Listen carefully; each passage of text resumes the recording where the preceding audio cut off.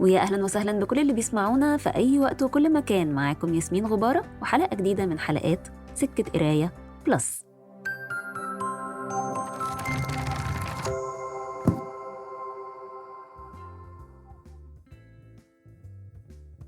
حلقة النهاردة هي عن كتاب أنا بعتبره من كتب الاكتشافات. في كتب ببقى قدامها زي الطفل لأول مرة يشوف البحر أو قوس قزح، كتب بكتشف معاها عالم جديد. وكتاب حلقة النهاردة اكتشفت معاه عالم الإنسان مفرط الحساسية. 1.4 مليار بني آدم في العالم بيتمتعوا بصفة فرط الحساسية، الصفة اللي بتضيف قدر كبير من الإنسانية والعطاء في عالمنا، لكنها أيضا بتشكل تحدي ونوع من المعاناة لل1.4 مليار دول. وميل كولينز كاتبة هذا الكتاب هي معالجة نفسية اكتشفت الصفة دي عندها وهي عمرها حوالي 32 سنة، وبتحكي في بداية الكتاب إنها من وهي طفلة كانت بتسمع نوع من التعليقات زي انتي خجولة، هادية، حالمة، سريعة الانفعال، أو نصايح بتشكل نوع من الحكم عليها زي حساسيتك الزيادة هتتعبك في حياتك، أو لما حد ينزعج من ردود أفعالها فيلقي اللوم عليها ويقول لها انتي محتاجة تقللي الحساسية دي شوية. تكرار التعليقات اللي من النوع ده على مدى السنين خلى الكاتبة تحس وكأن عندها مشكلة ما هي مش قادرة تعرف هي ايه بالظبط. ومع ضغوط الحياة وزيادة سنين العمر اللي بيجي معاها أنواع مستنزفة من الهموم والمشاكل زي زواج، أولاد، انفصال، شغل، دارت الدوائر على الكاتبة لحد ما وصلت لمرحلة لقت نفسها دخلت في حالة من الإنهاك والعزلة النفسية.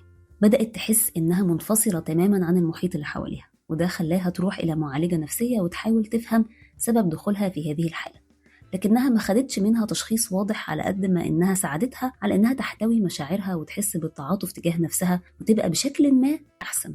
والتجربة دي على قد ما هي كانت بسيطة لكنها دفعت الكاتبة إلى إن هي تغير الكارير بتاعها خالص وتدرس ما يؤهلها إلى إنها تبقى معالجة نفسية. وأثناء دراستها وقعت على كتاب اسمه الأفراد مفرطو الحساسية لعالمة نفس كبيرة اسمها إيلين أرون.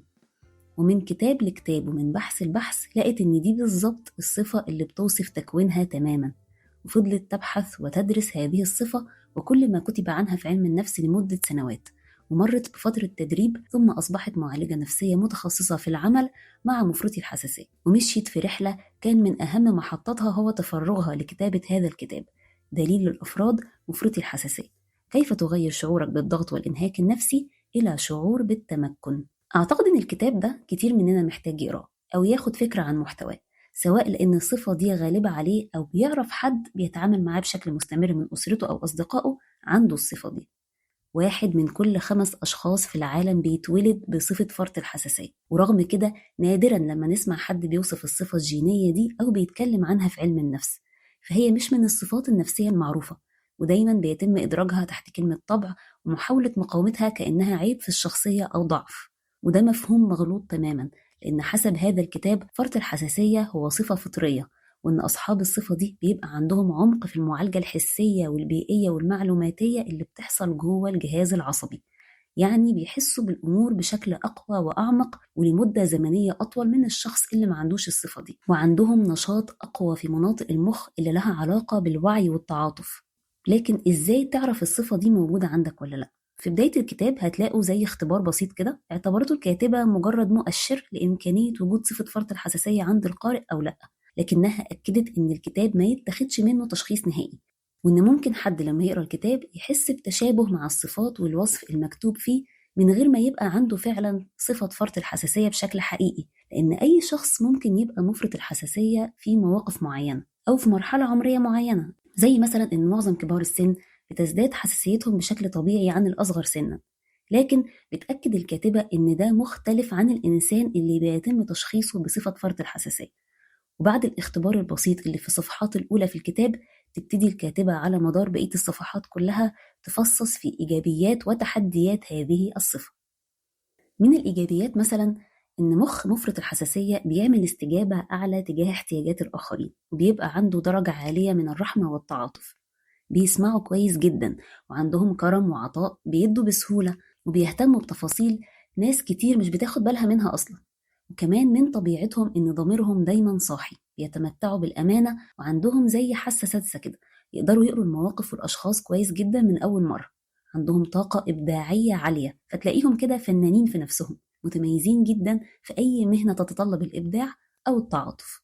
نقط القوة كتيرة عند مفرطي الحساسية. توصي الكاتبة بأن هم لازم يخلوا نقط القوة دي حجر أساس يواجهوا بيه الحياة، فتتحول الصفة إلى مصدر قوة ليهم مش مصدر ضعف. وتسرد الكاتبة مجموعة من الأشغال اللي عادة بينفع فيها جدا صاحب الصفة دي، وإزاي إن في دول زي اليابان عندها وعي وتقدير لصفة فرط الحساسية، وفي ثقافتهم عادات بتخدم أصحاب الصفة دي، في حين إن بتزيد تحدياتهم وبتزيد صعوبات الحياة اللي بيواجهوها في المجتمعات اللي بتغلب عليها الثقافة المادية. طبيعة الحياة اللي بتفرضها الثقافة المادية مهلكة لمفرطي الحساسية. الصوت العالي، الزحمة، الدوشة، الإضاءة العالية زي أضواء النيون، أو إنهم يتحطوا تحت ضغط إنهم لازم يعملوا أكتر من مهمة في وقت واحد، دي كلها بالنسبة لهم تحديات كبيرة.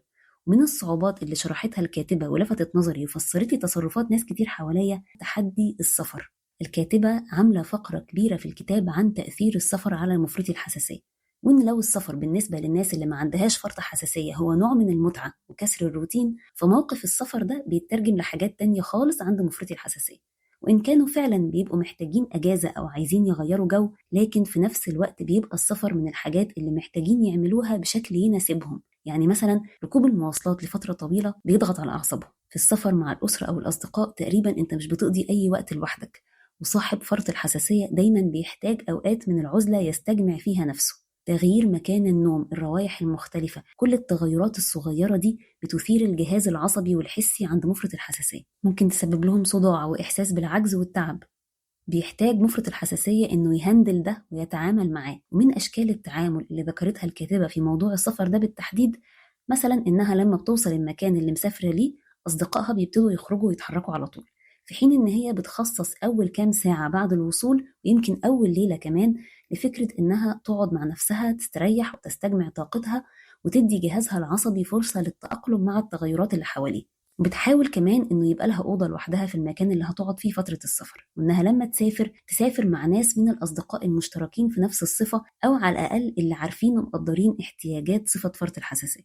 ويمكن السفر هو مثير حسي خارجي يمكن التعامل معاه، لكن اللي لقيته أصعب في التعامل هو فكرة إن عمق مشاعرهم وعمق إحساسهم بالأمور بيخليهم يتأثروا جدا بأي نقد سلبي أو إساءة أو خيانة. وقتها بتبقى مشاعر الألم عميقة جدا وبياخدوا وقت أطول من العادي على ما يقدروا يتخطوها. ومش بس كده، الكاتبة ذكرت أهم 10 تحديات بتواجه أصحاب فرط الحساسية في حياتهم، ومقسماهم لفصول صغيرة في الكتاب. يمكن أبرزها وأكبرها هو تحدي العلاقات، واللي اتكلمت عنه باستفاضة في فصل بعنوان المعاناة في العلاقات. على مستوى العلاقات الرومانسية بتوضح الكاتبة إن العدد الأكبر اللي قابلته من أصحاب صفة فرط الحساسية عندهم تجارب سيئة في العلاقات الرومانسية بسبب حاجتين. أولا، إن الطرف التاني عادة بيبقى مش فاهم اللي بتحتاجه الصفة دي من وقت انعزال. تاني حاجة، إن معظم مفرطي الحساسية بيميلوا إلى إن هم يداروا مشاعرهم خصوصا في بداية العلاقة، وده نتيجة تعرضهم لفترة طويلة من حياتهم للنقد بسبب صفة فرط الحساسية، فبيداروا الصفة دي في علاقتهم خوفا من الانتقاد اللي بيكونوا حساسين جدا تجاهه. وبتأكد الكاتبة إن القناع اللي بيلبسوه بيداروا بيه مشاعرهم واحتياجاتهم النفسية مع الوقت بيؤدي إلى إن العلاقة تبقى مؤذية ليهم، لأنهم بيحسوا إن مفيش ترابط عميق بينهم وبين شريك حياتهم، بيحسوا بالوحدة أكتر، أو إن الأذى في العلاقة يجي من فكرة إن هم يدخلوا في علاقات اعتمادية. الشخص اللي مرتبطين بيه يبتدي يتعود على إن هم بيجوا على نفسهم ويعتمد بشكل ما على قدرتهم على العطاء ويركن على ده، وده بيأذي الشخص مفرط الحساسية جدا اللي بيكون بدوره مش واعي للصفة دي جواه، وصعب عليه إنه يحط حدود أو يفهم شريك حياته طبيعة مشاعره واحتياجاته. أما على مستوى علاقات الصداقة فبرضه الموضوع بيبقى فيه تحدي كبير، لأن الأصدقاء لما بيلاقوا صديق مستمع جيد وخدوم ومتعاطف ده بيبقى جاذب جدا لنوع صداقات أحادية الجانب، زي الحب من طرف واحد كده. خلاص أنت بتبقى في علاقة شخص واحد هو المستفيد منها طول الوقت. ومفرط الحساسية بيدي كتير لأن عنده قدرة كبيرة على العطاء وقدرة ضعيفة على إن هو يطلب أو ياخد، فبالتالي الصداقة بالشكل ده مستحيل تستمر. وهتلاقي الشخص مفرط الحساسية عند مرحلة معينة بينسحب من الصداقة دي تماما لأنها أصبحت بتمثل له عبء نفسي. بتوضح الكاتبة إن لما يبقى الشخص مفرط الحساسية واعي للصفة الجينية دي جواه وعارف مواطن الضعف اللي ممكن يتأذي منها ومواطن القوة اللي يقدر يشتغل عليها، ده هيخلي عنده دايما نقط توازن يرجع لها في أي مرة يحس في أي علاقة بإن السكينة سرقاه. ويمكن بداية نقط التوازن دي إنك تسأل نفسك دايما في أي علاقة، هل العلاقة دي فيها هات وخد بشكل متوازن ولا هي خد بس؟ هل أنت اللي بتنظم وبترتب وبتحل المشاكل طول الوقت؟ هل أنت بتسمع وفي نفس الوقت بتتسمع؟ ولا بتسمع وتستوعب أكتر بكتير من الطرف التاني؟ كل الأسئلة دي لما الشخص مفرط الحساسية يبقى مركز فيها هيقدر يتجنب العلاقات المؤذية ويتمسك ويرتاح في العلاقات المتوازنة.